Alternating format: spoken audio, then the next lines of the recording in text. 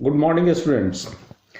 पिछले लेक्चर में मैंने आपको ये बताया कि एक करंट कैरिंग लूप के किसी एक्सिस पे लाई करने वाले किसी पॉइंट पे मैग्नेटिक फील्ड का एक्सप्रेशन कैसे निकालते हैं और उस एक्सप्रेशन को हमने ऑब्टेन किया। आज उस पर बेस्ड हम कुछ क्वेश्चंस करेंगे, कुछ न्यूमेरिकल प्रॉब्लम्स सॉल्व करते हैं। तो सबसे पहला न्यूमेरिकल है जिसमें दे रखा है two identical coils P and Q, each of radius R, are lying in a perpendicular planes such that they have a common center. Find the magnitude and direction of the magnetic field at the common center of the two coils if they carry currents equal to I and √3I ampere respectively. अब ये question जो है CBSE में 2 बार पूछा जा चुका है, 16 में 17 में पूछा जा चुका है। इसमें ये दे रखा है कि दो एक समान कॉइल्स हैं P और Q। ये एक कॉइल हो गया P, एक दूसरा कॉइल है Q, और दे रखा है दोनों आइडेंटिकल हैं, तो जाहिर सी बात है दोनों के रेडियस सेम है। And they are lying in perpendicular planes, दोनों परपेंडिकुलर प्लेन्स में लाई कर रहे हैं। एक अगर हॉरिजेंटल प्लेन में है तो दूसरा ट्रांसवर्स उसके मतलब उसके परपेंडिकुलर प्लेन में है। इस तरह से ये देखो ये सेटअप, ठीक है। एक मान लो कि ये हॉरिजेंटल प्लेन में है, ये सपोज करो कि ये एक कॉइल जो है हॉरिजेंटल प्लेन में है। ये देखो P कॉइल, ये मान लो कि कांच की ये जो चूड़ी वाला पोर्शन है, हाँ ठीक है, ये कंडक्टिंग कॉइल होता है। ये पहले ध्यान में रखना है, चूड़ी से कोई करंट फ्लो नहीं होता है, ये आपको समझाने के लिए मॉडलिंग है बस। तो ये जो इसको P मान लो, कॉइल नंबर P, ये कॉइल नंबर Q। तो दिख रहा है तुमको कि दोनों के जो प्लेन्स हैं परपेंडिकुलर है म्यूचुअली, लेकिन दोनों के सेंटर सेम है। ध्यान देना, ये पॉइंट जो कॉमन सेंटर है दोनों का, दोनों आइडेंटिकल हैं, एक समान। एक में ये जो हॉरिजेंटल कॉइल है, इसमें कॉइल नंबर P में दे रखा है I एम्पियर का करंट फ्लो हो रहा है। ये डायग्राम से भी क्लियर है, I एम्पियर का करंट फ्लो हो रहा है। और ये जो वर्टिकल कॉइल है परपेंडिकुलर डायरेक्शन में, इसमें करंट इस डायरेक्शन में फ्लो हो रहा है √3I एम्पियर का करंट। तो ध्यान देना, इसमें I एम्पियर का करंट यूं, और इस वर्टिकल वाले में √3I एम्पियर का करंट यूं फ्लो हो रहा है। तो हमें इस पॉइंट सेंटर पे मैग्नेटिक फील्ड निकालनी है, ठीक है। तो मान लो कि इसमें चूंकि दोनों कॉइल्स में करंट की मैग्नीट्यूड से अलग अलग हैं, भले रेडियस सेम हो, सेंटर पे जो फील्ड की स्ट्रेंथ होगी अलग अलग होगी। सबसे पहले ये जानते हैं कि सेंटर मान लो कि O है, यहाँ डायग्राम में जैसे दिखलाया गया है। तो सेंटर O पे इस कॉइल नंबर, ये जो P कॉइल है, जिस कॉइल का नाम P है, इसमें जो फ्लोइंग करंट I एम्पियर का है, इसके कारण मैग्नेटिक फील्ड की डायरेक्शन सेंटर पे क्या होगी। तो राइट हैंड रूल लगा देते हैं। तो सेंटर पे तुम देखो करंट की डायरेक्शन में अपने राइट हैंड के इन फिंगर्स को कर्ल करेंगे तो थंब की डायरेक्शन जो है, जो कि अपवर्ड डायरेक्शन में दिख रहा है तुम्हें, तो यानी सेंटर पे अपवर्ड डायरेक्शन में इधर की ओर, ऐसे समझो सेंट्रल पॉइंट O पर ये अपवर्ड डायरेक्शन में ये magnetic field due to the current I in the coil P will be, मान लो कि वो BP है। तो BP की वैल्यू कितनी हो जाएगी, μ0I/2R। कुलदीप सर ने बताया था तुम लोग को, और मैंने भी एक स्पेशल केस के रूप में बताया था कि किसी करंट कैरिंग कॉइल के सेंटर पे जो मैग्नेटिक फील्ड स्ट्रेंथ है वो μ0I/2R होती है। तो ये हो जाएगा BP की वैल्यू μ0I/2R वर्टिकली अपवर्ड्स, ठीक है, वर्टिकली अपवर्ड्स डायरेक्शन में सेंटर O पे जैसा शो किया गया है। अच्छा, ये जो वर्टिकल ये जो कॉइल है, ये परपेंडिकुलर इस प्लेन में, इसमें करंट का फ्लो इस डायरेक्शन में हो रहा है, √3I एम्पियर का करंट फ्लो हो रहा है इस डायरेक्शन में। तो इसके कारण जो सेंटर पे मैग्नेटिक फील्ड होगी उसकी दिशा क्या होगी, तो करंट का सेंस ऐसे है, तो मैग्नेटिक फील्ड की दिशा देखो O पॉइंट पर इधर की ओर, जिधर मैं इशारा कर रहा हूँ। अरे ये करंट यूं फ्लो हो रहा है, तो इसके सेंटर पे इस करंट फ्लोइंग कंडक्टर का जो मैग्नेटिक फील्ड है वो इस डायरेक्शन में होगी। और जैसा कि डायग्राम में वो दिखाया गया है, BQ की दिशा ये हो गई आपकी। अब ये BQ का मैग्नीट्यूड कितना हो जाएगा, तो ये μ0 इंटू I की जगह इसमें करंट डिफरेंट है, तो √3I एम्पियर का करंट है, तो μ0 into √3I upon 2r, upon 2r। तो इसकी डायरेक्शन क्या होगी, एलोंग हॉरिजेंटल, एलोंग हॉरिजेंटल जैसा दिखलाया गया है। अब सवाल है कि पॉइंट O पर दो दो डायरेक्शंस हो गए मैग्नेटिक फील्ड के, दो डिफरेंट मैग्नीट्यूड्स हो गए फील्ड के, एक BP हो गया, वर्टिकल एसएसओ किया गया है, BQ हॉरिजेंटल इधर की ओर। तो दोनों का रिजल्टेंट क्या होगा, रिजल्टेंट अगर B है, मान लो इधर से जा रहा है, तो रिजल्टेंट B की वैल्यू क्या होगी, तो BP square plus BQ square का सम और उसका स्क्वायर रूट हो जाएगा। तो B will be equal to square root of the sum of the squares of BP square and BQ square. ठीक है, तो इन दोनों का सम क्या हो जाएगा, तो BP की value mu naught I upon 2r, इसका स्क्वायर कीजिए, BQ की value mu naught root 3i upon 2r, इसका स्क्वायर करिए, दोनों को सम करके ऐड करके पावर 1/2 कर दीजिए, यानी रूट कर दीजिए। अब इसमें तुम देखो mu naught I upon 2r square, ये तो कॉमन है, पावर 1/2 है, बाहर आने पर क्या होगा 1/2, और ये स्क्वायर ये 2 कट जाएगा, तो mu naught I upon 2r, और यहाँ ब्रैकेट के अंदर यहाँ पर 1 बचेगा और यहाँ पर रूट 3 का स्क्वायर 3 बचेगा, तो 1 + 3 का पावर 1/2 रह जाएगा। ये 3 + 1 4 का पावर 1/2, ये 2 हो जाएगा, और 2 से ये नीचे में 2 कट के फाइनल रिजल्ट हमारा mu naught I upon r आ जाएगा। तो mu naught I upon r हो गया। अब चूंकि मैग्नेटिक फील्ड एक वेक्टर क्वांटिटी है, तो इसकी डायरेक्शन भी हमें फाइंड करनी पड़ती है। तो ये जो रिजल्टेंट फील्ड है, सपोज करो कि हॉरिजेंटल लाइन के साथ ये BQ वेक्टर जो है इस डायरेक्शन के साथ थीटा एंगल पर इंक्लाइंड है। तो ये जो B की वैल्यू होगी, ये तो हम निकाल चुके हैं, मैग्नीट्यूड तो फाइंड कर लिया, लेकिन ये कितने एंगल पर इंक्लाइन होगी, इस थीटा की वैल्यू कैसे निकालेंगे, तो tan theta will be equal to BP upon BQ, tan theta is equal to BP upon BQ। तो BP की वैल्यू पुट कर दीजिए, mu naught I upon 2r, BQ की भी वैल्यू पुट कर दीजिए, इतना अपॉन इतना जब आप करोगे तो तुम देखो 1/√3 आता है। तो tan theta will be equal to 1/√3, और यहाँ से theta will be equal to 30 degree. तो ये रिजल्टेंट जो है इस हॉरिजेंटल फील्ड कंपोनेंट के साथ BQ के साथ 30 डिग्री पर इंक्लाइन होगा। तो इस तरह से हमने इस पेयर ऑफ कॉइल के कारण जो म्यूचुअली परपेंडिकुलर प्लेन्स में है, से इसके सेंटर पे, कॉमन सेंटर पे मैग्नेटिक फील्ड की मैग्नीट्यूड और डायरेक्शन दोनों ही मालूम कर लिया। ठीक है, अब एक दूसरा प्रॉब्लम देखते हैं। 2 coaxial circular loops L1 and L2, ये दो लूप्स हैं L1 और L2, और दोनों कोएक्सियल हैं, मतलब दोनों की एक्सिस सेम है।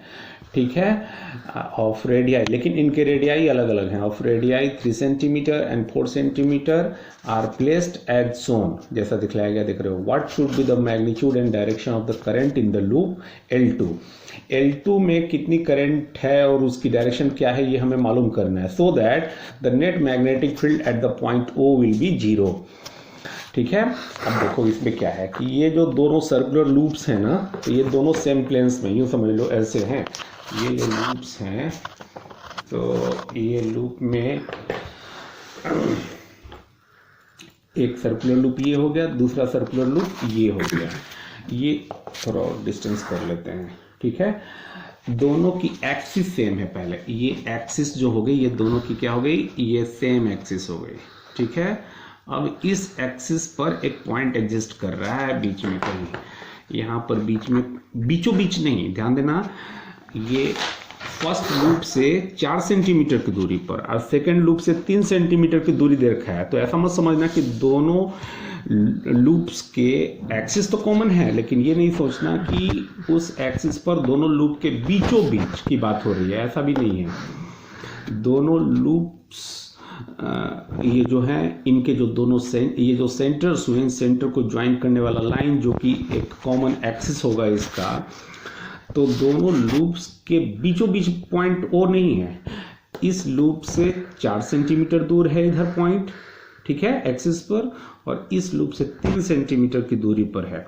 ठीक है, और इसमें करंट एक सर्टेन डायरेक्शन में फ्लो हो रहा है, जैसा दिखलाया गया। इसमें करंट जो है यूं सपोज करो कि ऐसे फ्लो हो रहा है। ठीक है, और इसमें फ्लो होने वाले करंट की मैग्नीट्यूड I1 1 एम्पियर की गिवन है। ठीक है, I1 मान लो 1 एम्पियर गिवन है, राइट। तो यहाँ से 4 सेंटीमीटर की दूरी पर कितनी मैग्नेटिक फील्ड होगी, पहले ये बताओ, इसकी डायरेक्शन क्या होगी।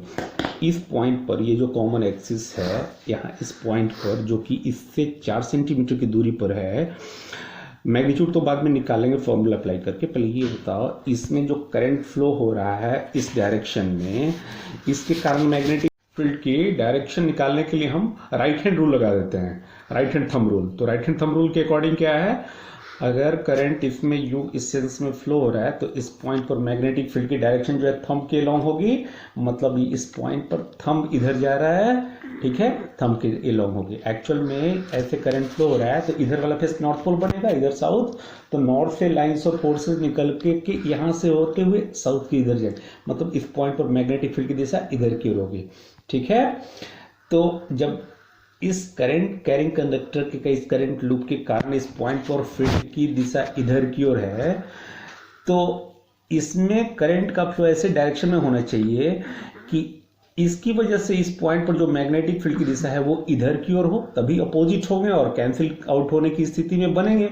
मैग्नीट्यूड तो हम बाद में देख लेंगे कैलकुलेशन से, तो इसीलिए पहले डायरेक्शन का फोकस कर रहा हूं मैं, ठीक है। तो ये तो हम जान गए कि इसमें फ्लोइंग करंट के कारण इस पॉइंट पर 4 सेंटीमीटर की दूर यहाँ से मैग्नेटिक फील्ड की दिशा इधर की ओर होगी, टुवर्ड्स लेफ्ट, जिधर मैं उंगली इशारा कर रहा हूँ, ठीक है। अब इस करंट के कारण, इसमें फ्लो होने वाले करंट के कारण फील्ड इधर होने के लिए इसमें करंट का डायरेक्शन क्या होना चाहिए, तो तुम देखो अगर हम यहाँ भी वही राइट हैंड रूल अप्लाई करेंगे तो इसमें अगर करंट इस डायरेक्शन में फ्लो करता है इस सेंस में, तो क्या होगा कि तो थंब देखो, right hand thumb rule apply करने पर थंब की दिशा इस अपोजिट डायरेक्शन में जाएगी, तो इसमें करंट का डायरेक्शन अपोजिट सेंस में फ्लो होगा, इसमें इस सेंस में करंट फ्लो होगा, यहाँ इस सेंस में करंट फ्लो हो रहा है तो यहाँ अपोजिट सेंस में करंट फ्लो होगा, ठीक है। तभी जाकर कि इस पॉइंट ओ पर दोनों करंट कैरिंग रिंग्स के कारण फील्ड के डायरेक्शंस अपोजिट होंगे और मैग्नीट्यूड अगर इक्वल हुए तो वो कैंसिल आउट हो जाएंगे। तो देखेंगे मैग्नीट्यूड इक्वल होने के लिए मैग्नीट्यूड को इक्वल करना पड़ेगा और उसके बाद हम इसमें फ्लो होने वाले करंट की मैग्नीट्यूड हमें निकालनी है, मत भूलना, ठीक है। तो याद करो फॉर्मूला, ये पॉइंट जो है इस रिंग से 4 सेंटीमीटर दूर और इस रिंग से कितनी जो भी है 3 सेंटीमीटर की दूरी पर, ये एक्सियल पॉइंट्स हो गए। तो एक्सियल पॉइंट पर एक करंट कैरिंग रिंग के कारण जो मैग्नेटिक फील्ड के लिए एक्सप्रेशन है वो कितना होता है, जो हमने कैलकुलेशन में उस दिन निकाला, वो आपका होता है mu naught I A square upon 2, याद करो mu naught I A square upon 2 A square plus R square का पावर 3/2 होता है। ये एक्सप्रेशन हमने उस दिन ऑब्टेन किया था। ए क्या है, तो रेडियस हो गया, और ये दोनों रिंग के रेडियस भी अलग अलग हैं, ये भी देखो। आर क्या हो गया, तो इस रिंग से जो दूरी है उस पॉइंट की जहां हम फील्ड डिटरमाइन करने चले हैं उसकी दूरी हो गई। तो ये दूरियां भी, ये डिस्टेंसेस भी क्या है, दोनों रिंग से अलग अलग है। ये फर्स्ट रिंग L1 से ये 4 सेंटीमीटर है R1, तो ये सेकेंड रिंग L2 से ये R2 जो होगा वो आपका 3 सेंटीमीटर का है, जिसको मीटर में बदलना होगा हमें। इन दोनों के रेडियाई A1 और A2 ये भी 3 और 4 सेंटीमीटर हैं, जो कि अलग अलग हैं। तो पॉइंट O पर इसमें इस रिंग में फ्लोइंग करंट के कारण, ये देखो ये करंट फ्लोइंग के कारण, इसके कारण मैग्नेटिक फील्ड इधर हो गया, इसमें करंट की फ्लो अपोजिट डायरेक्शन में होगी, तभी जाकर के फील्ड इसके कारण इधर की ओर होगा। दोनों फील्ड स्ट्रेंथ में इक्वल होंगे, तो दोनों फील्ड की पहले मैग्नीट्यूड से इस पॉइंट पर हमें इक्वल दिखानी पड़ेगी। मत भूलो इस रिंग से 4 सेंटीमीटर, इस रिंग से ये आर की वैल्यू 3 सेंटीमीटर। इस रिंग के कारण जो फील्ड होगी, मान लो कि इसकी वैल्यू B1 है, ठीक है। इस रिंग में फ्लोइंग करंट, मान लो इसमें करंट की वैल्यू I है, तो इस फ्लोइंग करंट के कारण इसकी जो भी वैल्यू होगी, यहाँ पर डायरेक्शन जो है B2 है, तो B1 और B2 क्या होंगे, सेम होने पड़ेंगे इस पॉइंट पर, ठीक है। तो यही फॉर्मूला अप्लाई करेंगे। तो फर्स्ट रिंग L1 के कारण जो B1 मैग्नेटिक फील्ड स्ट्रेंथ होगी, उसको सेकेंड रिंग L2 के कारण जो मैग्नेटिक फील्ड होगी पॉइंट O पर, उन दोनों को इक्वल होना पड़ेगा। तो अगर फर्स्ट रिंग में मान लो I1 करंट और सेकेंड रिंग में I2 करंट फ्लो हो रहा है, जिसमें I1 हमें दे रखा है 1 एम्पियर, I2 हमें डिटरमाइन करना है, तो फर्स्ट रिंग L1 में फ्लोइंग करंट के कारण O पॉइंट पर जो फील्ड स्ट्रेंथ है वो म्यू नॉट I1, और देखो फर्स्ट रिंग की रेडियस का स्क्वायर यानी 0.03 मीटर में बदलने के बाद इसका स्क्वायर अपॉन 2 इंटू ये ब्रैकेट के अंदर ए स्क्वायर, फर्स्ट रिंग L1 की रेडियस का स्क्वायर प्लस उस रिंग से पॉइंट O की जो दूरी है मीटर में 0.04 का स्क्वायर, और इस होल का power 3/2, and this must be equal to the magnetic field strength due to the current in the second ring, जिसकी value mu naught I2 into second ring की रेडियस कितनी है तो 0.04 का स्क्वायर अपॉन 2 इंटू फिर second ring की radius ले लीजिए आप 0.04 स्क्वायर अब प्लस सेकेंड रिंग से जो पॉइंट O की जो दूरी है R2 0.03 उसका स्क्वायर और इन होल का पावर 3/2, ये दोनों इक्वल कर दीजिए आप। अब तुम देखो डिनोमिनेटर दोनों का इक्वल है, ठीक है। न्यूमरेटर में म्यू नॉट कैंसिल हो जाएगा, क्लियर है, साफ दिख रहा है, डिनोमिनेटर कैंसिल, न्यूमरेटर में म्यू नॉट कैंसिल। तो हम लिख सकते हैं कि I2 अपॉन I1 is equal to 0.03 upon 0.04 का होल स्क्वायर, तो I2 इज इक्वल टू 0.03 का होल स्क्वायर अपॉन 0.04 का होल स्क्वायर इंटू I1, जिस I1 की वैल्यू 1 एम्पियर गिवन है आपको, और ये जो है न्यूमेरिकल वैल्यू ये जो स्क्वायर में है ये आपका 9/16 हो जाएगा, तो ये रिजल्ट आपका आ गया 0.56 एम्पियर, क्लियर है। तो यानी कि इस सेकेंड रिंग में जो है करंट की मैग्नीट्यूड कितनी होनी चाहिए 0.56 एम्पियर, और वो फर्स्ट रिंग के मुकाबले अपोजिट डायरेक्शन में करंट फ्लो होना चाहिए इसमें, क्लियर है। अब एक और तीसरा न्यूमेरिकल दे रखा है, 2 स्मॉल आइडेंटिकल सर्कुलर लूप्स हैं, यहाँ भी वही सर्कुलर लूप्स की कहानी। 2 small identical circular loops marked 1 and 2 carrying equal currents are placed with the geometrical axis perpendicular to each other।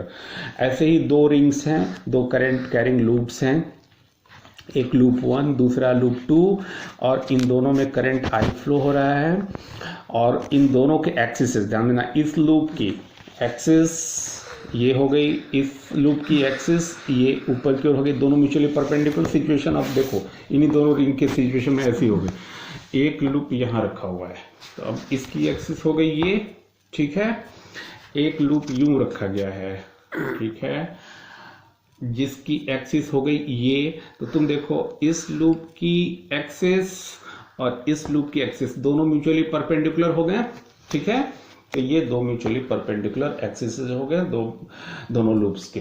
अब ये कहा जा रहा है कि दोनों में